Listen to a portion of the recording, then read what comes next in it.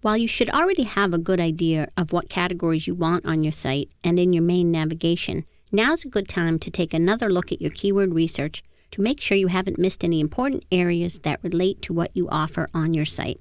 It's sort of a chicken and egg thing, which can be somewhat maddening. You need to know your categories before you can do your keyword research, but you also need keyword research to help determine areas that people are interested in, which you may want to include on your website. To show you an example of how a site might be categorized, here's a document I brainstormed to determine the possible categories for my Kindle review site. My first thought was to have a section for general Kindle information, which is number 1. I also wanted a section for Kindle accessories, as I noticed in my keyword research that there were a variety of searches for the various accessories one can buy for the Kindle. While you don't want to let your keywords drive your site architecture completely, it's helpful to review it for areas of interest that you may not have otherwise thought about.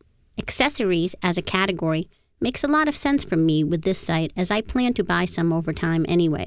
The next section I had was books. Since the main purpose of my Kindle was to read more books, posting book reviews to the website makes a lot of sense. And there were tons of different book review keywords showing up in our research. Along with book reviews, I noticed searches for free Kindle books. It seemed to me that reviewing and listing free books could really be a good draw to the website and also come in handy later on for attracting links to the website. People love free lists and are more likely to link to them than things that cost money. The Kindle also allows you to subscribe to magazines as well as to blogs and newspapers, so I added them into the site architecture. After the main categories were brainstormed, I went back and added the subcategories, such as the various accessories here, like the Kindle protectors, cases, covers, and the like, reading lights, stands, and that sort of thing. I also tried to decide which types of books I would be reviewing. I put children's books in, even though my kids are older and I probably won't be reading any of them right now, because it's a huge opportunity as per the keyword research.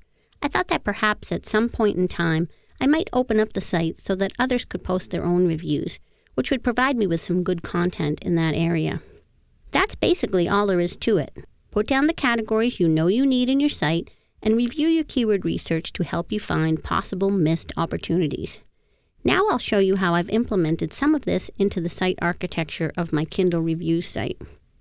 Here across the top navigation, I've added the main categories of Kindle accessories, book reviews, and the Kindle.